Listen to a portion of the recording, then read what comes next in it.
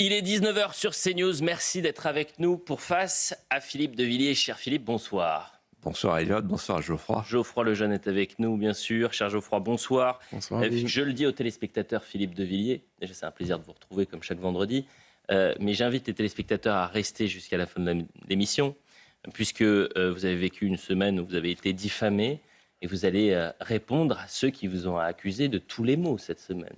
Oui. Oui. Je voulais vous dire, au nom de téléspectatrices qui nous regardent, il faudra peut-être remonter un peu votre cravate. Là. Ah, oui. Écoutez, bien sûr. Et si vous Je le fais vous très n'avez vite. pas quelqu'un dans votre environnement qui pourrait vous donner un conseil. Alors, sachez que je ne regarde jamais mon téléphone dans cette émission pour rester évidemment très attentif aux déclarations que vous allez faire dans quelques instants, cher Philippe de Villiers, mais je vais faire attention à ma cravate. Un peu de sourire, ça fait du bien Je ne laisse rien passer, comme vous pouvez le constater. Vous êtes toujours Donc vous allez voir la suite. Mais vous êtes chirurgical, docteur de Villiers. Philippe de Villiers, revenons à l'actualité qui est malheureusement une actualité dramatique.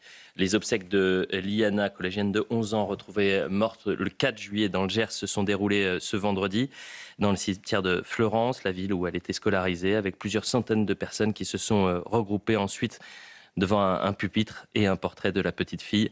Au balcon de la mairie de Florence, les drapeaux étaient en berne vendredi matin. Cette semaine aura été celle d'un contraste saisissant, un État en capilotade et le peuple dans la rue après le drame de la petite Liana.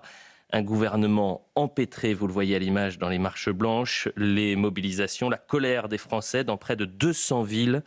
Partout, la colère montait. La situation semble chaotique et même inaudite. Je vous propose d'écouter la colère des Français.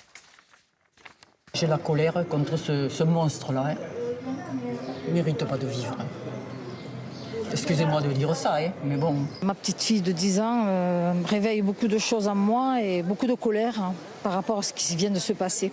Les excuses, ça fait 40 ans qu'on les subit. Donc maintenant, il faut que les gens, on ouvre les yeux et que chacun prenne ses responsabilités. C'est une honte, une honte. La justice est vraiment à la traîne, quoi. Je suis dégoûté par cette justice, complètement. Et ça prouve qu'on a soulevé un lièvre, excusez-moi du terme, mais personne ne savait qu'il y avait 70 000 cas. Et là, on le découvre. J'en parlais avec Et la déclaration du président de la République, on ne répond pas à un drame par des cris. La précipitation et la démagogie sont des réponses qui ne sont pas à la hauteur et qui ne sont pas respectueuses, Geoffroy. Cher Philippe, le divorce entre la classe politique qui nous dirige et le peuple vous paraît-il irréversible aujourd'hui ? Écoutez, il faut prendre de la hauteur pour être à la hauteur du drame, à la bonne hauteur, à la hauteur de la dignité, de la décence commune, du recueillement. Toutes ces marches blanches qui sont des processions sans transcendance et qui manifestent une désespérance d'un peuple qui se sent abandonné. Et en fait, à l'instant, on vient de voir la phrase du président de la République, le chef des familles. On ne répond pas, a-t-il dit, on ne répond pas à un drame avec des cris. Et moi, je lui réponds ceci. C'est dommage que vous ne soyez pas père de famille. Parce qu'une famille, parfois, c'est un drame moral. Un cri. Un cri est nécessaire, un cri est salutaire, un cri, quand il s'agit d'un cri de douleur, un cri d'appel, un cri d'appel au secours, un cri de souffrance, un cri de détresse, un cri de désespérance. C'est le cri du peuple français. Et qu'un président de la République puisse répondre à ce cri qui vient du tréfonds de l'âme française, avec une formule aussi maladroite. Je me dis, cet homme était fait pour être acteur, il y a une erreur de casting. Il était fait pour aller brûler les planches, pour le vaudeville, Courteline, mais pas Racine, pas la tragédie. L'histoire est une tragédie. Il n'est pas à sa place. J'ajouterais d'ailleurs, pour expliquer le divorce entre le peuple et les élites, que les promesses d'Emmanuel Macron n'ont pas été tenues là comme sur les autres sujets. Il avait promis 15 000 places de prison. Il en faudrait aujourd'hui 40 000 pour être à 100 000. Il n'y en a que 63 000. Il en a créé 4 000. Donc la promesse n'a pas été tenue. Et surtout, je repense en cet instant, en écoutant votre question à l'instant, au garde des Sceaux qu'il a nommé, Madame Belloubet. Pendant le Covid, qu'est-ce qu'elle a fait, Madame Belloubet? Elle a libéré des milliers de prisonniers. Et ensuite, Dupond-Moretti. Dupond-Moretti, c'est lui qui a eu cette formule bien frappée. La prison est l'école de la récidive. Voilà ce qu'a fait Emmanuel Macron. Aujourd'hui, l'État est un champ de ruines fumantes. Les murs porteurs se sont effondrés. Les comptes affichent la banqueroute. L'ordre et la sécurité ne sont plus assurés. Ce qu'on entend partout, dans le Gers et chez moi, la France devient un coupe-gorge. Les services publics sont en voie de tiers-mondisation. L'hôpital ne soigne plus, entend-on. L'école ne transmet plus. La justice ne protège plus. Le travail ne paye plus, etc., etc. Rien ne fonctionne plus. Et puis, plus grave, la France est en péril de mort. Menacée de l'extérieur par la submersion, menacée de l'intérieur par l'implosion morale. On disait jadis que la France, c'était à la fois un précaré et un creuset. Le précaré de Vauban, le précaré des forteresses dont les images se trouvent aux Invalides avec les plans reliefs. Un pays qui a besoin de se protéger parce qu'il n'y a pas de frontières naturelles, avec des frontières physiques, et qui n'en a plus. Un pays qui perd ses compteurs et ses contours disparaît. Et puis le creuset de l'assimilation, c'est le code civil, l'assimilation de celui qui vient, de celui qui désire nous rejoindre. L'assimilation est morte, ou plutôt, pire que ça, on vit l'assimilation à l'envers. C'est-à-dire qu'au lieu d'agréger ceux qui arrivent et qui voudraient nous rejoindre, la société française se désagrège. Et puis il y a la parole publique, on y revient. La parole publique qui n'est plus crue, qui n'est plus entendue, qui n'est plus écoutée. 2 phrases cette semaine qu'il faut rapporter à nouveau en cet instant. La première de Nunez, le ministre de l'Intérieur, qui ose dire, souvenez-vous, au soir de la Ligue des Champions, tout est sous contrôle. Cette phrase, elle est historique. Tout est sous contrôle. C'est le que d'eau de McMahon. Tout est sous contrôle, alors qu'il y a 292 policiers et gendarmes qui ont été blessés, qui sont à l'hôpital. Et la phrase d'Emmanuel Macron, devant le président ministre de Qatar et le propriétaire du Paris Saint-Germain, dans la même situation, sur le même podium à l'Élysée, on sera intraitable. Vous vous souvenez? Et donc, une espèce de psittacisme présidentiel, d'une année sur l'autre, on sera intraitable, on sera intraitable, on sera intraitable. Mais tout le monde rit sous cap. On sera intraitable.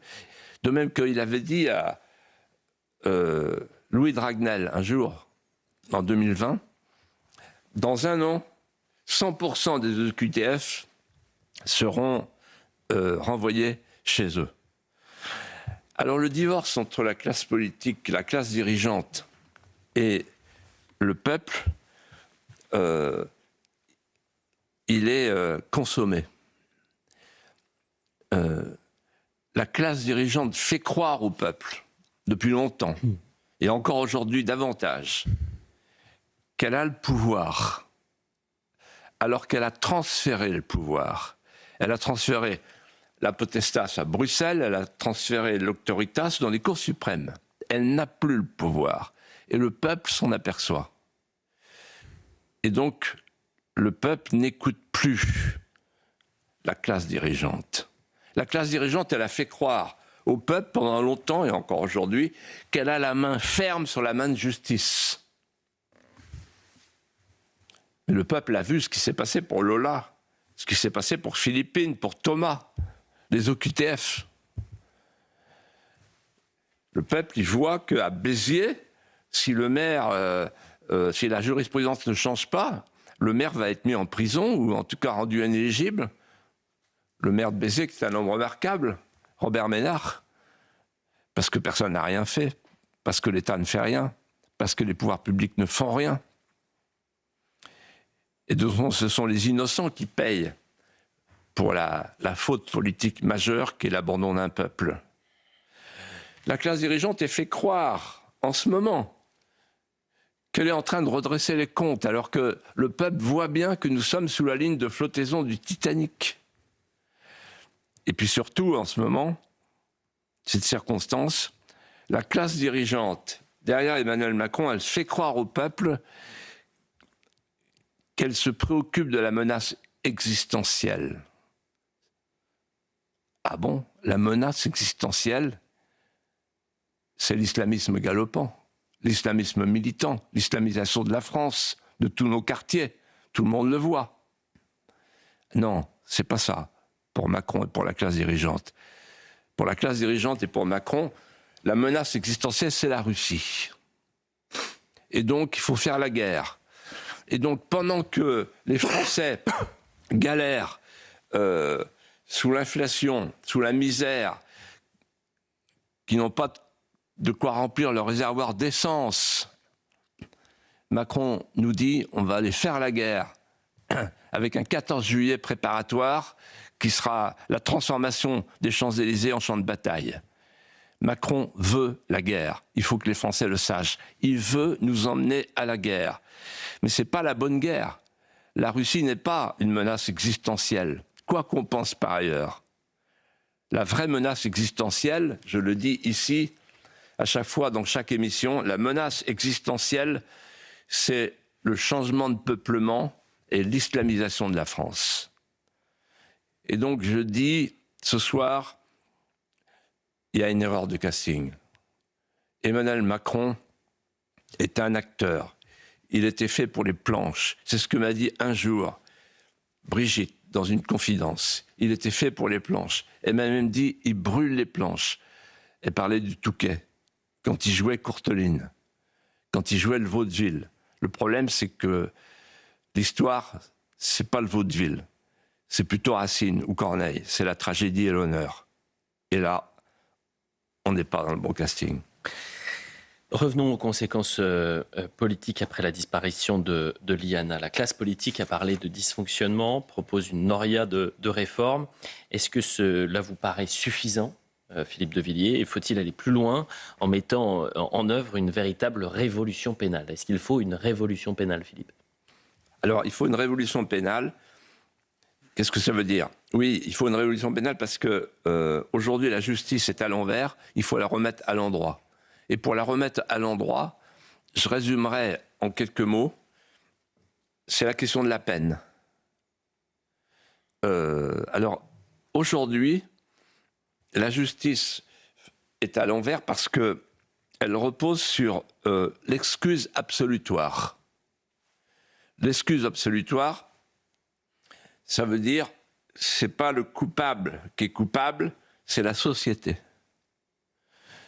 Donc on trouve des excuses aux coupables. Et puis, le deuxième principe, qui est là aussi une inversion, c'est l'accusation, l'inversion accusatoire. C'est-à-dire qu'en fait, quand on regarde bien, si on écoute la gauche judiciaire et toute l'idéologie judiciaire, c'est pas vraiment le coupable qui est vraiment coupable, c'est la victime, si on cherche bien. Et donc, vous allez voir, tout le système est établi sur ces deux principes. L'inversion victimaire et l'excuse absolutoire. Alors, il faut premièrement rétablir les peines minimales pour qu'il y ait un bornage vers le haut et un bornage vers le bas. C'est ce que dit très bien l'Institut pour la justice, dont vous recevez parfois le président remarquable, Pierre-Marie Sève. Bornage vers le bas, c'est-à-dire qu'il faut enserrer les juges et les obliger à prononcer des peines de prison, qui sont des peines probatoires et dissuasives. Ensuite, sur la question de la peine, il faut supprimer le juge de l'application des peines. Pourquoi ?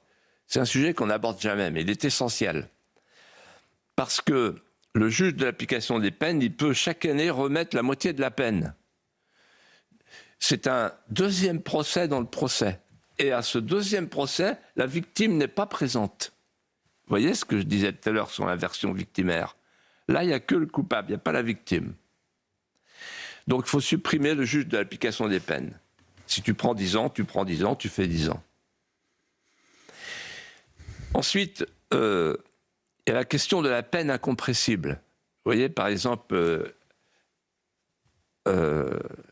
Benkired, Dalia Benkired, a été condamné à 30 ans, à une peine incompressible, ce qui a assassiné Lola. Mais on sait déjà qu'au bout de 30 ans, il y aura des experts, des psychiatres et elle sortira. Non, incompressible, la peine incompressible, la peine perpétuelle doit être perpétuelle. Les mots ont un sens. Ensuite, il va falloir rouvrir le débat sur la peine de mort. Tout le monde se pâme devant Badinter, panthéonisé. Badinter, c'est l'homme qui a supprimé la peine de mort pour les coupables, mais pas pour les victimes. Toutes ces marches blanches en témoignent. Badinter, c'est l'homme qui, dans le même temps, a libéré des milliers de prisonniers en 1980 quand il est arrivé. Et c'est l'homme qui a fait du Conseil constitutionnel une instance d'empêchement pour la loi française, la loi du peuple. Enfin, je dirais ceci, il faut 40 000 places de prison supplémentaires et libérer tout de suite, ça c'est à notre portée, 20 000 places de prison, tout de suite, en renvoyant chez eux les prisonniers étrangers. Il y en a 20 000. Qu'est-ce qu'ils font dans les prisons françaises ? Rien. Si on libère ces 20 000 places de prison, on pourra mettre les futurs manifestants de la Coupe du Monde qui vient. Vous voyez, je fais une anticipation. On poursuit la discussion autour de la justice. Le garde des Sceaux, Gérald Darmanin, qui était l'invité de Pascal Praud cette semaine sur CNews, a constaté que son pouvoir sur la justice était très limité. Je vous propose de l'écouter. Depuis 2013 notamment, et la loi dite Taubira, le ministre de la Justice ne peut plus intervenir dans les affaires individuelles. Il ne peut dire que, généralement, voilà comment il faut organiser les choses. C'est un pouvoir très limité. Mais si en plus, quand il dit que généralement, voilà comment il faut organiser les choses, moi j'ai dit en 1, le narcotrafic, en 2, les violences, les viols sur les femmes et les enfants. Mes 2 priorités sont celles-là. Il n'y en a pas 158. Il y a des milliers de délits dans le code pénal. Moi j'ai dit il n'y a que deux endroits où on devait particulièrement appuyer les choses. Si vous n'êtes pas suivi, et manifestement là je n'ai pas été suivi, et qu'en plus je n'ai pas le droit de sanctionner les magistrats qui ne suivent pas mes directions, en effet, se pose la question du pouvoir du ministre de la Justice. Geoffroy, vous étiez sur le plateau en plus. Alors je peux d'ailleurs expliquer la voix de Gérald Darmanin pour ceux qui ne l'ont pas vu en direct. Il a eu une extinction de voix 1 heure avant le plateau. Il buvait du miel pour essayer de parler. Et sur le plateau, on entendait moins bien que ce qu'on entend aujourd'hui à la télévision. Philippe, pensez-vous, puisque Gérald Darmanin a avoué une forme d'impuissance du garde des Sceaux, qu'il faut remettre en chantier la question du lien entre le garde des Sceaux et le parquet ? Alors je l'ai écouté, je l'ai vu. C'est un ministre sans voix est un garde des Sceaux sans pouvoir. Oui, il faut remettre en cause cette absence de lien. Pourquoi ? Aujourd'hui, on a 3 sortes de magistrature, si vous me passez l'expression métaphorique. On a la magistrature debout, le parquet, qui parle au nom de la société. Le parquet, en fait, il est censé appliquer les instructions générales du garde des Sceaux. Mais comme il n'a pas de consigne particulière dans les instructions individuelles, en fait, il peut faire ce qu'il veut. Ensuite, il y a la magistrature du siège, magistrature debout, magistrature assise. La magistrature assise fait ce qu'elle veut. On a vu dans l'affaire des émeutiers de la Coupe d'Europe, de la Ligue des Champions, le parquet a demandé des sanctions sérieuses, fermes, même de la prison, et en fait, il n'y a pas eu d'écho de la part de la magistrature assise. Donc il y a la magistrature debout, la magistrature assise, et puis il y a la troisième magistrature, la magistrature couchée, au pied du syndicalisme révolutionnaire. Donc il faut revoir tout ça. Comment ? Il faut une politique pénale. Pour qu'il y ait une politique pénale, il faut qu'il y ait une unité de commandement entre le ministre et les procureurs. Donc y compris pour les instructions individuelles. Si je dis ça, c'est parce que je n'ai pas toujours pensé ça. Et j'ai été repris par la sagacité de Marie-France Garot,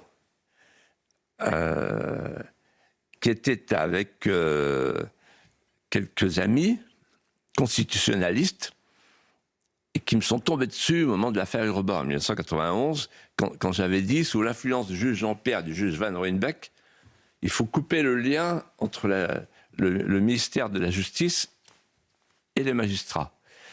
Et elle m'a fait venir un jour dans son bureau et elle m'a dit « vous vous plantez complètement ».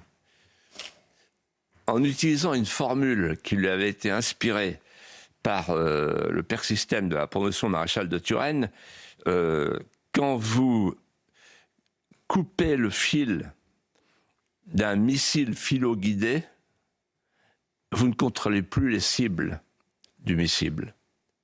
Et donc, ça voulait dire, en fait, un jour, si les magistrats sont totalement libres et qu'ils n'ont pas d'instruction individuelle, il arrivera aux magistrats demain ce qui est arrivé avant la Révolution française. C'est-à-dire des magistrats qui font ce qu'ils veulent, comme ils veulent et quand ils veulent. Et j'ai pensé à cette conversation avec Marie-France Garot sur l'affaire Liliana parce que je pense qu'elle m'aurait dit « vous avez vu ce que je vous avais dit ?» Voilà. Il faut restaurer le lien pour l'unité de commandement. Il faut qu'il y ait une politique pénale en France, d'un seul tenant, pour tous les juges. Vous avez souvent, Philippe de Villiers, évoqué la jurisprudence de la Cour européenne des droits de l'homme dans cette émission. Alors, elle interdit certaines audaces législatives d'ordre national qui pourraient être bien utiles en ce moment. Comment peut-on s'accommoder de cette jurisprudence ? Et vous avez souvent parlé de l'esprit de justice. D'où vient, selon vous, l'esprit de justice dans notre histoire ? Est-ce que cet esprit est encore respecté ? Alors d'abord, un mot sur la Cour européenne des droits de l'homme. Il faut quitter la Cour européenne des droits de l'homme. Parce que elle nous interdit, je ne sais pas si les gens le savent, de revoir la question de la peine de mort. Elle nous interdit les peines incompressibles. Elle nous interdit. Il y a un protocole numéro 13, quoi. Elle nous interdit aussi l'expulsion des clandestins. Et c'est elle qui est à l'origine du procès pour Robert Ménard, c'est-à-dire qu'en fait, elle interdit qu'on touche au mariage des gens en situation irrégulière, etc., etc. Et De Gaulle a dit un jour à Jean Foyer, qui me l'a répété, qui était un ami, un maire tout proche du Maine-et-Loire, qui était garde des Sceaux, qui était un homme remarquable, m'a dit De Gaulle un jour, m'a semoncé en disant « Jean Foyer, il faut que vous appreniez une fois pour toutes qu'il y a d'abord la France, ensuite l'État, ensuite le droit. Et je ne veux pas que des juges extérieurs à la France viennent me dire ce que j'ai à faire. » La Convention européenne des droits de l'homme date de 1950. Elle a été ratifiée entre les deux tours de la présidentielle par Alain Poher en 1974. Les Anglais envisagent de quitter cette convention. Il faut que la France s'en aille. Alors, j'avais utilisé un mot qui est peu fréquent et qui pourtant devrait résonner en nous, c'est le mot « esprit de justice ». Puisqu'il y a la lettre et l'esprit toujours. L'esprit de justice, en fait, il est consubstantiel à notre civilisation. Depuis la mythologie gréco-romaine avec la figure de Thémis. Thémis, c'est la figure de la justice, avec 3 attributs symboliques. Premier attribut symbolique, c'est le bandeau. La justice est bandée. Pourquoi? Pour ne pas voir les accusés. Parce que la justice est impartiale. Or, aujourd'hui, la justice est ressentie comme partiale. Deuxième attribut symbolique, c'était la balance. La balance, ça veut dire l'équité. C'est le fameux polyptyque des hospices de Beaune, la pesée des âmes au jugement dernier. Or, la justice, aujourd'hui, est ressentie comme inéquitable. Et enfin, le troisième attribut symbolique, c'est le glaive, la force, la puissance. Or, aujourd'hui, la justice est ressentie comme impuissante. Blaise Pascal disait « La force sans la justice, c'est la tyrannie. La justice sans la force, c'est l'impuissance. » La justice est ressentie comme impuissante. Et il y avait à l'époque de nos aïeux, et notamment des hauts magistrats du palais, 3 références iconiques dans les palais de justice. Il y avait la première référence, c'était Antigone, aux lois écrites sous l'empire de l'instant et du caprice. Elle oppose les lois non écrites de l'ordre naturel. En d'autres termes, il y a les lois légales et les lois morales. Et ce n'est pas la même chose toujours. Ensuite, il y a Salomon qui tranche la dispute entre 2 femmes et qui choisit l'instinct maternel. Lui aussi, il choisit l'ordre naturel, plutôt que les syllogismes captieux. Et enfin, Saint-Louis, c'est très important. Saint-Louis sous son chêne, à Vincennes. Qu'est-ce que ça veut dire, Saint-Louis sous son chêne sous son chêne à Vincennes? C'est le roi des pauvres. Tant que la monarchie a été... tant que le monarque a été le roi des pauvres, la monarchie a tenu, elle était légitime. Quand le roi est devenu le roi des gentilshommes, le premier des gentilshommes, la monarchie est morte. Le roi des pauvres, ça veut dire qu'en fait, le juge juge en équité. Le roi, c'est un tribunal d'appel à ciel ouvert, à Vincennes, les plaies de la porte, on appelle ça. Et en fait, Saint-Louis juge en équité. C'est très important. Qu'est-ce que ça veut dire pour aujourd'hui? Ça veut dire que la justice, c'est le sceptre et la main de justice. Le sceptre, c'est l'ordre. La main de justice, c'est la justice. Et donc, les deux doivent aller ensemble. L'ordre, la justice, pour assurer la tranquillité publique. Mais, derrière tout ça, il y a le principe de l'équité. L'équité, c'est pas l'état de droit. Parce que l'état de droit aujourd'hui, c'est la double préférence du coupable sur la victime et de l'étranger sur le national. Et donc, c'est le contraire de la justice. Geoffroy Lejeune. Justement, Philippe, quand on parle de cette crise de la justice, on sent bien qu'il y a une difficulté de plus en plus grande à distinguer le bien du mal. Est-ce que, selon vous, il s'agit d'une crise qui est en réalité métapolitique et qui touche au fondement de notre civilisation? Enfin, en vous écoutant, immédiatement, je pense aux 3 courbes, au chassé-croisé de 3 courbes. D'abord, il y a la courbe de l'explosion de la délinquance qui s'envole. La deuxième courbe, c'est l'inflation du droit qui s'envole aussi. 650 décrets l'année dernière. Enfin, vous savez, il y a un ministre Spuller, le ministre de l'Instruction publique sous la Troisième République, qui disait « Aujourd'hui il pleut, je fais un décret ». Cette formule est célèbre, mais elle dit tout sur l'empire de la norme à venir. Et la troisième courbe, c'est la courbe de la sanction. Elle s'aplatit. Toutes les sanctions, dans toute la société, il n'y a plus de sanctions. Regardez la sanction scolaire, plus de notes, plus de classement, etc. Parce que, voilà. Bon. Face à ces 3 courbes, en fait, il y a 3 courbes en face. Il y a la courbe de la colère qui s'envole, il y a la courbe de l'impunité qui s'envole, et il y a effectivement la courbe de la thrombose de la justice. Alors, ça, c'est le phénomène politique devant lequel nous sommes. Derrière ce phénomène politique, il y a un phénomène métapolitique, c'est l'effondrement des 3 cercles de la civilisation. l'autorité paternelle effondrée, qui n'existe plus, parent 1, parent 2, etc., société sans père, l'autorité magistrale, dans une école qui est une école aujourd'hui de la peur et de la honte, qui ne transmet plus, et enfin l'autorité régalienne, qui ne fait plus de la vie un sujet sacré. La vie commençante et la vie finissante. Chacun comprendra ce que je suis en train de dire. Et quand un État ne fait plus de la vie un sujet sacré, alors, comme la vie n'est plus sacrée, elle devient relative, contingente et précaire. Et enfin et surtout, et j'arrive au cœur de votre question, il n'y a plus de sol moral commun, c'est-à-dire qu'il n'y a plus de morale supérieure et de discipline intérieure qui corsette la société et qui crée des voisinages harmonieux. Aujourd'hui, nous vivons sous l'empire d'une phrase célèbre qui doit être rappelée parce qu'elle est fondatrice. Elle est de Jean-Jacques Rousseau.